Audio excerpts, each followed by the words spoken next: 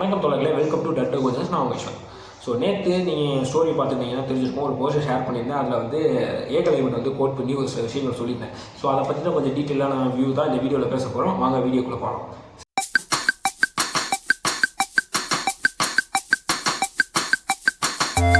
என்ன மேட்ரு அப்படின்னு பார்த்தீங்கன்னா, நம்ம ஊரில் ரிசர்வேஷனை பற்றி பேசினாலே ஒரு கூட்டம் வந்து இல்லை ரிசர்வேஷன்லாம் தப்பு, இங்கே மெரிட் இல்லாமல் போயிடுது, திறமை இல்லாமல் போயிடுது, அதனால தான் நாடு முன்னேறவே மாட்டேங்குது அப்படின்னு வளரிக்கிட்டே இருக்கும். நம்ம உலகத்தில் மிச்ச நாட்டிலலாம் ரிசர்வேஷன் இல்லைன்ற மாதிரி, நம்ம நாட்டில் மட்டும் ரிசர்வேஷன் இருக்கிற மாதிரியும், நம்ம நாடு அதனால தான் முன்னேறாமல் இருக்குன்ற மாதிரியும் வளரிக்கிட்டு இருப்பாங்க. ஸோ அப்படிப்பட்ட சூழலில் பார்த்தீங்கன்னா இந்த ஒரு போஸ்ட் வந்து நல்லப்பட்டுச்சு. அது வந்து ட்விட்டர் ஃபீல்டில் அந்த ஸ்க்ரீன்ஷாட் எடுத்து இவங்க போட்டிருந்தாங்க. என்ன ஒரு மேட்டர்னா, யார் ரியா டாபி அப்படின்றவங்களோட மார்க்கையும் அபாலா மிஸ்ரா அப்படின்றவங்களோட யூபிஎஸ்சி மார்க்கையும் கம்பேர் பண்ணி போட்டிருந்தாங்க.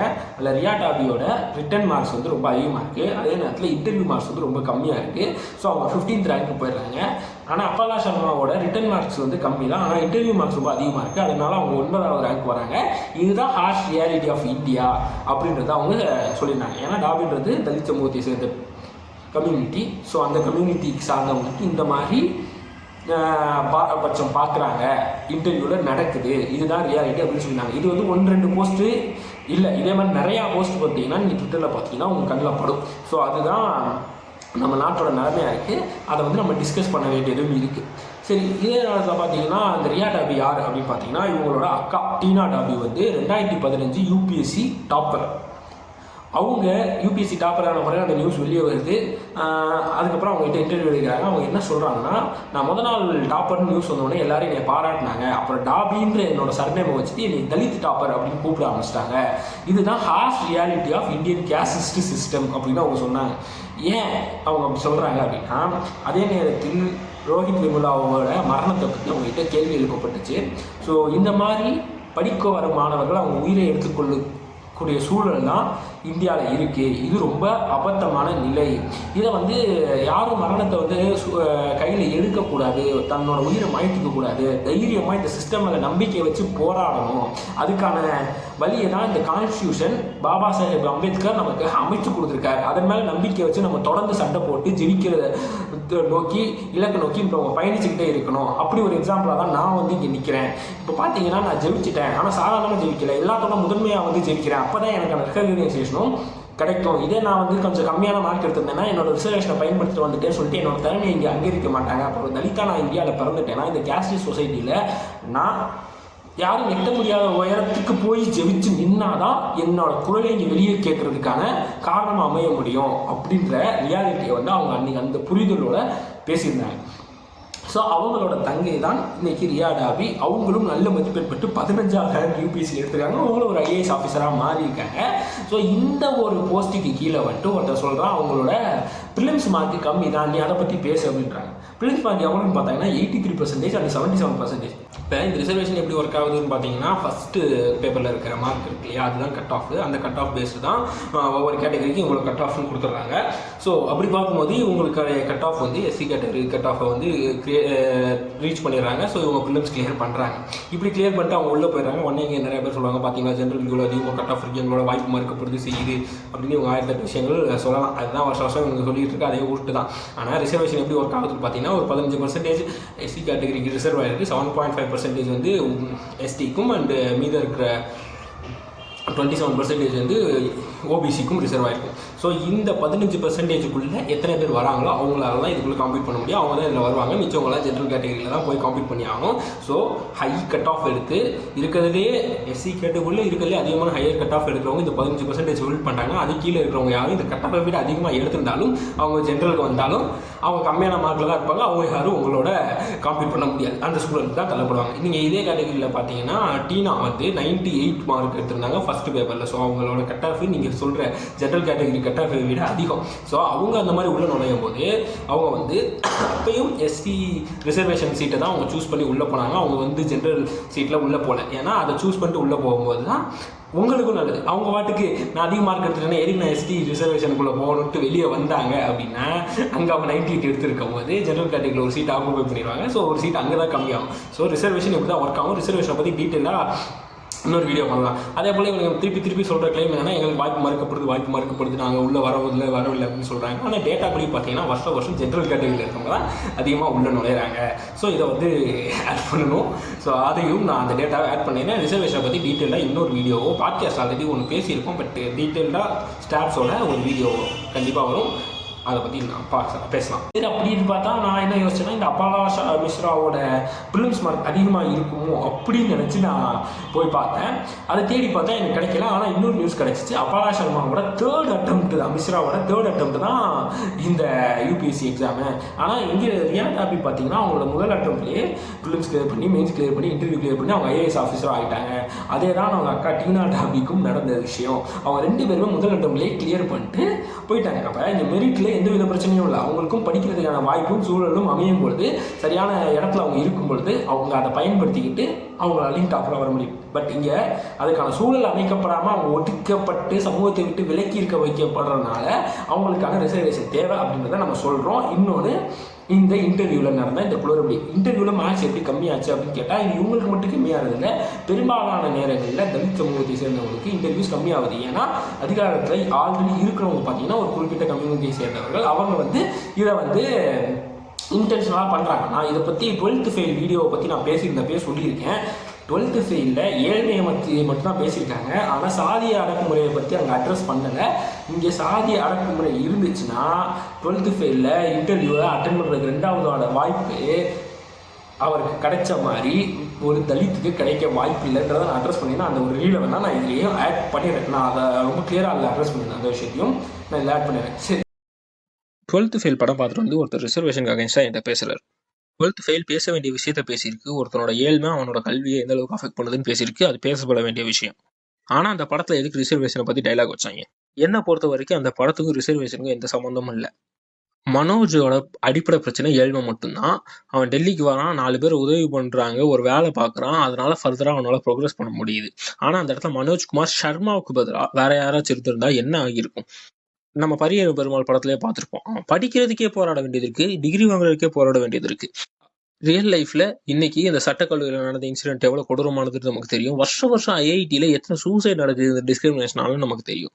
இங்க ஒருத்தனோட உரிமை பல வருஷமா மறுக்கப்பட்டிருக்கு. அதை தாண்டி அவன் போராடி உள்ள நுழைஞ்ச பிறகும் அங்கிருந்து அவன் துரத்தி விடுறதுக்கான வேலைகள் நடந்துகிட்டே இருக்கு. அப்ப இந்த சீட் உனக்கு இல்லைன்னு யாராலையும் சொல்ல முடியாது. இது உன் உரிமைன்றதை நிலைநாட்டுறதுக்கு தான் அங்க ரிசர்வேஷன் இருக்கு. ஃபினான்ஷியல் கண்டிஷனுக்கும் ரிசர்வேஷனுக்கும் எந்த சம்மந்தமும் இல்லை. இங்க ஒருத்தனுக்கு உரிமை மறுக்கப்பட்டிருக்குன்னா அவனோட உரிமையை நிலைநாட்ட முடியும். ஒருத்தன் காசு இல்லைன்னா அவனுக்கு ஸ்காலர்ஷிப் கொடுக்க முடியும்.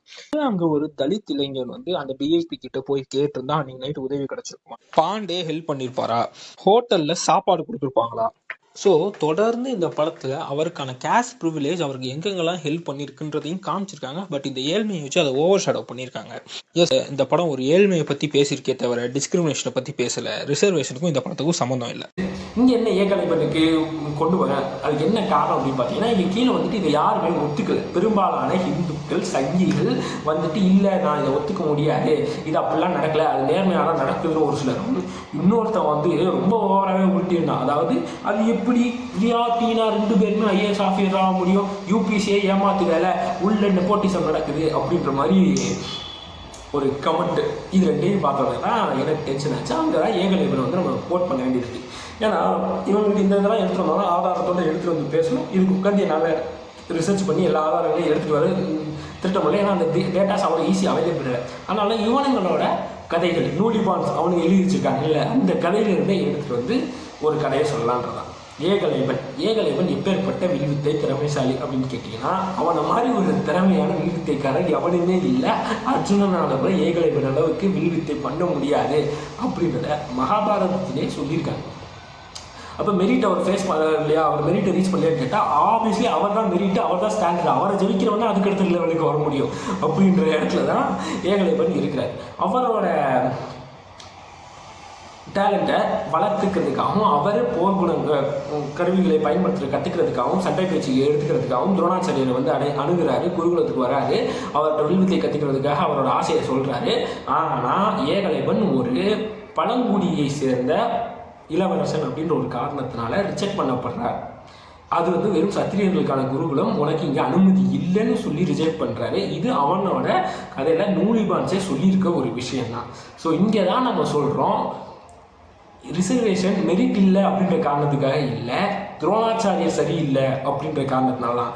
நீங்கள் வந்து சொல்லுவீங்க, இவங்க வந்து கேஸ்ட்லாம் அந்த வெஸ்டர்ன் கன்ஸ்ட்ரக்ட் அவங்களாம் கொண்டு வந்தாங்க, நம்ம ஊரில் சாதியெல்லாம் கிடையாது, எல்லாருக்கான வாய்ப்பு அமைக்கப்பட்டிருந்தது அப்படின்னு சொல்கிறேன்ல. ஆனால் நீ என்ன சொல்கிற, அங்கே ஏகலைவன் வந்து உள்ளே வரக்கூடாதுன்னு நீ தான் சொல்லியிருக்க, உன்னோட கதையில தான் சொல்லியிருக்க. ஏகலைவனோட வில்வித்தையை பார்த்து அர்ஜுனனே பொறாமப்பட்டான். அர்ஜுனன் வந்து ஒரு காட்டுப்பன்றியை வேட்டையாடுறதுக்காக துரத்துறான். ஆனால் அவனால் வந்து அதை வேட்டையாட முடியல. திடீர்னு வேற எங்கேருந்து அம்பு வந்துடுது. அந்த அம்பு சரியான முதல் குறியிலே அந்த காட்டுப்பன்றியை தாக்குது. அர்ஜுனன் அத்தனை அம்புகள் விட்டு மிஸ் ஆன காட்டுப்பன்றி யாரோட அம்பில் இந்த மாதிரி ஒரு தாக்குதலை ஏற்படுத்தினா அப்படின்னு பார்த்தா அதுதான் ஏகலைவன். அந்த இடத்துலையே என்னோட திறமையான ஒரு வில்வித்தைக்காரன்றது பொறாமை வருது. அதுக்கப்புறம் பார்த்தீங்கன்னா துரோணாவரை கூட்டு வர நேரத்தில் ஒரு நாய் குலைச்சிக்கிட்டே இருக்குது. ஒரே நேரத்தில் 10 அம்புகளை விடுறான். அந்த 10 அம்புகளும் நாயோட வாய்க்குள்ளே போய் விழுகுது.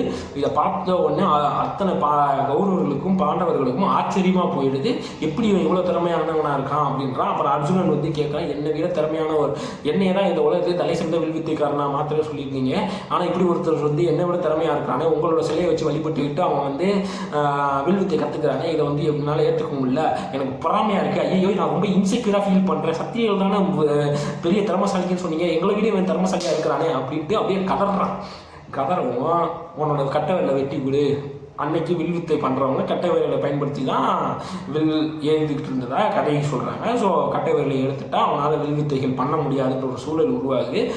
அதுக்கப்புறமும் அதை எடுத்த பிறகும் 2 விரல்களில் வில்வித்தை விடுறது எப்படின்னு கற்றுக்கிட்டு அதன் மூலமாக மறுபடியும் சிறந்த போர் வீரனாக உருவாகிறான். அவ்வளோ சிறப்பாக சண்டை போடுறான். அவனோட டைனாஸ்டி அவன் எக்ஸ்டெண்ட் பண்ணுறான். அவ்வளோ திறமையான ஆட்சி அமைக்கிறான். ட்ரைபல் கிங்காக மாதிரி ஆட்சி அமைக்கிறான். அந்த கௌரவர்களோட படையில் சேர்ந்து கௌரவர்களுக்காக சண்டையும் போடுறான் அப்படின்றது தான் முடியும். இன்னும் சொல்ல போனால் ஏகலைவனை வந்து இவ்வளோ திறமையான வில்வித்தைக்காரன் உயிரோடு இருக்கக்கூடாது, ஒரு ட்ரைபில் இருக்கிறவன் இந்த அளவுக்கு திறமையாக இருக்கக்கூடாது, அதுவே குற்றம் சொல்லி கிருஷ்ணர் வந்து ஏகலைவனை கொன்னதாக தான் ஏகலைவனோட கிளைமேக்ஸே முடியும். அதுதான் இவனுங்களோட மகாபாரதத்தில் இவனுங்க சொல்லி இருக்கிற விஷயம். ஸோ கேஸ்ட் சிஸ்டம் வந்து வெஸ்டர்ன் கன்ஸ்ட்ரக்ட்னு சொல்கிறவங்க இந்த கதைக்கு முட்டு எப்படி கொடுக்க போகிறானுங்க அப்படின்னு யோசிச்சுட்டு நான் கூகுளில் போய் பார்த்துட்டு இருக்கும்போது டைம்ஸ் ஆஃப் இந்தியாவில் ஒரு பிளாக் இருக்குது. அந்த பிளாகையும் நான் ஆட் பண்ணுறேன். எனக்கு ஆச்சரியமாயிடுச்சு, இதுக்கு கூட முட்டு கொடுத்துருக்காங்க, துரோணாச்சாரியர் செய்தது சரின்னு சொல்லியிருக்காங்க.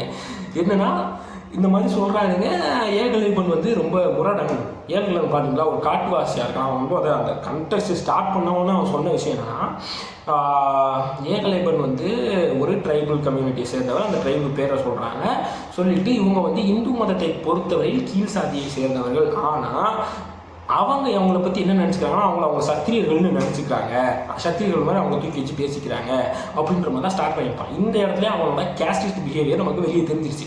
அதுக்கப்புறம் அவன் கண்டினியூ பண்ணியிருக்குது என்னன்னா, ஏகலைவன் பார்த்தீங்களா எவ்வளோ கோவக்காரனாக இருக்கிறான், எவ்வளோ அடமண்டானவனாக இருக்கிறான், ஒருத்தன் வந்து கற்றுக் கொடுக்க சொன்ன முடியாதுன்னு சொன்ன பிறகு அவங்கள்ட்ட தான் கற்றுக் கொடுக்கணும்னு அடம் பிடிக்கிறவனாக இருக்கிறான், அரகண்டானவனாக இருக்கான். ஒரு நாயோட ஃபங்க்ஷனு அதோட குலைக்கிறது தான். ஸோ அந்த நாயோட வாயில் வந்து இப்படி அம்பை விட்டு அதை சித்திரவதை பண்ணியிருக்கான். இவ்வளோ மோசமானவன் எப்படி வந்து ஒரு சிறந்த வில்வித்தைக்காரனாக இருக்கலாம், அது ஹியூமன் ரேஸுக்கே ரொம்ப தப்பான ஒரு விஷயமா மாறிடும் அப்படின்றத சிந்திச்சு தான் துரோணாச்சாரியர் அதை தடுத்து விட்டார் அப்படின்ற மாதிரி இவனுக்கு வந்து சொல்கிறானுங்க. லாங் டேர்மில் யோசிச்சாரான்.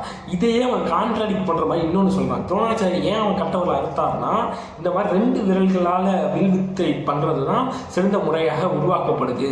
லேட்டரில் ஹியூமன் ரேஸு இந்த மாதிரி ஒரு இனோவேஷனை உருவாக்குறதுக்கு காரணமே அந்த கட்டை விரலை எடுத்தது தான். இந்த மாதிரி லாங் டேர்ம் விஷயனுக்காக தான் துரோணர் இப்படி பண்ணாரு. இப்போ நீ என்ன சொல்ல வர, முதல்ல என்ன சொன்னால் அவனோட முரடன்ட்ட பார்க்க கருப்பாக இருக்கான், பார்க்க ஃபில்த்தியாக இருக்கான், அவனோட முடியெல்லாம் சட்டை பின்னி இருக்குது அப்படின்ற மாதிரி ஸ்டேட்மெண்ட்லாம் சொல்லி கேஸ்டிஸ்டாக ரேசிஸ்டாக பிஹேவ் எல்லா கதையும் எழுதிட்டு அவனுக்கு இந்த வில்வித்தை கற்றுக்கக்கூடாது காரணம் அவன் முரடன்றான். இப்போ இவன் வந்து அர்ஜுனன் பார்த்தீங்கன்னா பொறாம பிடிச்சவனா இருக்கான். என்னை விட ஒருத்தன் எப்படி திறமசாலியாக இருக்கான்றான். காட்டுப்பண்டு அவன் சாப்பிட போகிறதில்ல, ஆனால் காட்டுப்பண்டு போய் வேட்டையாடுறான். எதுக்கு வேட்டையாடுறான்? அப்போ காரணமே இல்லாமல் ஒரு உயிரை கொள்றான். அப்போ அவனும் மோசமானவன் தானே. கௌரவர்களுக்கும் பாண்டவர்களுக்கும் என்ன சண்டை, பெரியப்பா சித்தப்பா பசங்க சண்டை. அந்த சண்டையில் போரா உருவாக்கி அத்தனை மக்களை கொண்டாங்க. இவங்க நல்லவங்கள இவங்க எவ்வளோ மோசமானவங்க, இதெல்லாம் கேள்வி கேட்க மாட்டாங்க. இந்த இவர் வந்து ஒரு நாயோட வாயில் வந்து அம்பு விட்டது வந்து ஒரு குற்றமா, அதனால் அவர் மோசமானவரா, அதனால அவருக்கு விருதுத்தை சொல்லிக் கொடுக்க மாட்டாரா. இப்போ கௌரவர்கள் தீயவர்கள்ன்றீங்களா, கௌரவர்கள் மோசமானவர்கள்ன்றீங்களா, அவங்களை எக்ஸல் பண்ணுறதுக்காக அவங்களுக்கும் வில்வித்தையை கற்றுக் கொடுத்துரும் உங்கள் துரோணாச்சாரியர் தானே, அவங்களுக்கு ஏன் கற்றுக் கொடுத்தாங்க? லாஜிக்கலி இவ்வளோ மிஸ்டேக் பண்ணிட்டு இருக்கீங்களா, இல்லை இவ்வளோ தூரம் அங்கே அதை தான் நான் சொல்கிறேன். துரோணாச்சாரியர்கிட்ட இருக்க பிரச்சனை தான் இங்கே இருக்கிற சாதாரண சமூகத்தை சேர்ந்த நீங்கள் சொல்கிற அந்த குலத்துக்குள்ளேயோ குடிக்குள்ளேயோ சாதிக்குள்ளேயோ வராதவங்க இதெல்லாம் கற்றுக்கக்கூடாது அப்படின்ற ரெஸ்ட்ரிக்ஷனை நீங்கள் இப்படி கன்ஸ்ட்ரக்ட் பண்ணி அதை க்ளோரிஃபை பண்ணி ரொமான்டிசைஸ் பண்ணி வச்சுருந்தீங்க இல்லையா, அதெல்லாம் எதிர்த்து தான் இங்கே செக்குலரிசம் பிறந்து, திராவிடம் பிறந்து, அம்பேத்கரியம் பிறந்து, கம்யூனிசம் பிறந்து, எல்லாத்துக்கும் எதிரான கருத்தியலை உண்டாக்கி இங்கே அனைவருக்குமான உரிமையை கொண்டு வரதுக்காக ஒரு கான்ஸ்டியூஷனை பாபா சாஹேப் அம்பேத்கர் கொடுத்துருக்கார். அந்த இதன் மூலமாக ஒவ்வொருத்தரும் எங்களோட உரிமைகளை பெற்று ரிசர்வேஷனை பெற்று நாங்கள் அதன் மூலமாக பயனடைஞ்சு இங்கே முன்னேறி வந்துக்கிட்டு இருக்கோம். காரணம் எங்களுக்கு திறமை இல்லைன்றது இல்லை, இங்கே பல துரோணாச்சாரியர்கள் பதவியை பிடிச்சி உட்காந்துட்டு இருக்கானுங்க அப்படின்றது தான். ஸோ இதை சொல்லிக்கொண்டு ரிசர்வேஷனின் தேவை என்னன்றதையும் நான் இங்கே முடிச்சுக்கொள்கிறேன். நன்றி, வணக்கம். இந்த சேனலுக்கு புதுசாக வியூவர்ஸ் நிறையா பேர் வரீங்க, ஒழுங்காக சப்ஸ்கிரைப் பண்ணிட்டு லைக் பண்ணிட்டு ஷேர் பண்ணிட்டு கமெண்ட் பண்ணிட்டு போயிருங்க. வணக்கம், பாய்.